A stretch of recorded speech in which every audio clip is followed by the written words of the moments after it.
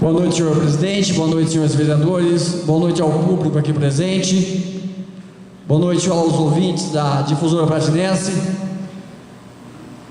Vamos ser bem rápidos, senhor presidente, apenas fazer um pequeno comentário, um breve comentário, e dizer para cada pratinense, para cada pessoa do Norte Pioneiro, das demais cidades vizinhas, que também como nós está torcendo por essa Faculdade de Medicina, Universidade de Medicina, que vai beneficiar tanto.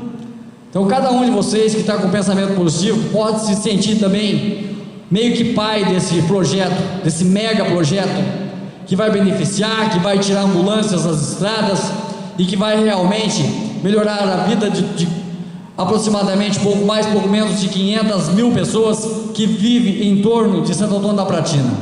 Rapidinho também, senhor presidente, parabenizar a nossa diretora Ludiane.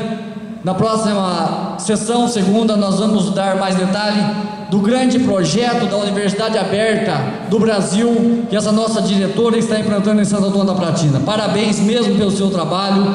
Na próxima segunda, desculpa hoje por não dar mais detalhes desse projeto tão importante que a população realmente precisa saber, mas diante de uma outra reunião que está acontecendo, a gente precisa também marcar presença. Obrigado, senhor presidente, uma boa semana a todos. Muito obrigado.